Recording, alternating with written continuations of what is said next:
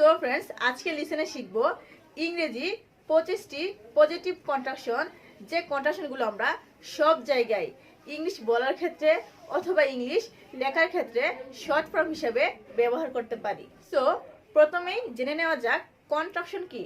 So contraction হচ্ছে short form বা সংক্ষিপ্ত রূপ। সো একটা ওয়ার্ড গ্রুপ থেকে মানে হচ্ছে যেখানে দুইটা, তিনটা অথবা চারটা ওয়ার্ড রয়েছে, এদের মাঝখান থেকে একটা ওয়ার্ডকে বাদ দিয়ে যে সাউন্ড বা যে উচ্চারণ তৈরি হয় তাকেই কন্ট্রাকশন বলে। প্রথমেই হচ্ছে I am. So I am এর কন্ট্রাকশন হচ্ছে I'm. I am, I'm. Next I will, I will. Then I have. I have এর কন্ট্রাকশনটা হচ্ছে I've.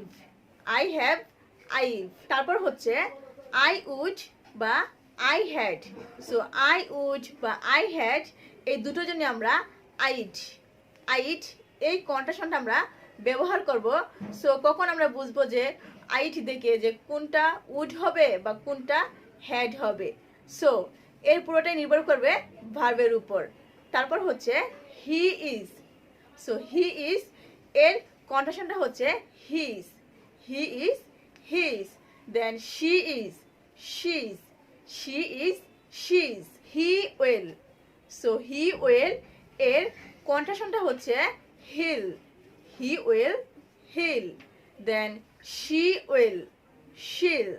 She will, she'll. He would অথবা হি হ্যাড এই দুইটার জন্য আমরা হিড এই কন্ট্রাকশনটা আমরা ব্যবহার করব।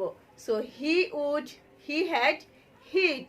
দেন she would, she had, she'd. She would, she had, she'd. You are, your. You are, your. You will, you'll. You will, you'll. You have, so you have এর কন্ট্রাকশনটা হচ্ছে you've. You have, you've. Then you would অথবা you had এই দুটোর জন্য ব্যবহার করব you'd. You would, you had, you'd. Next it will. So it will এর কন্ট্রাকশনটা হচ্ছে it'll. It will, Intel.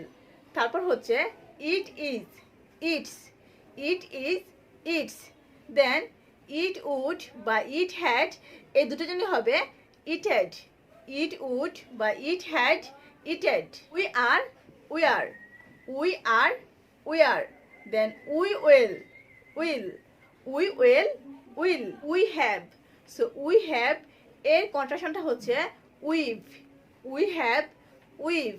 Then we would বা উই হ্যাড। সো এই দুটো জন্যই হবে উইড। উই উড বা উই হ্যাড, উইড। তারপর হচ্ছে they are. So they are, they're. They are, there.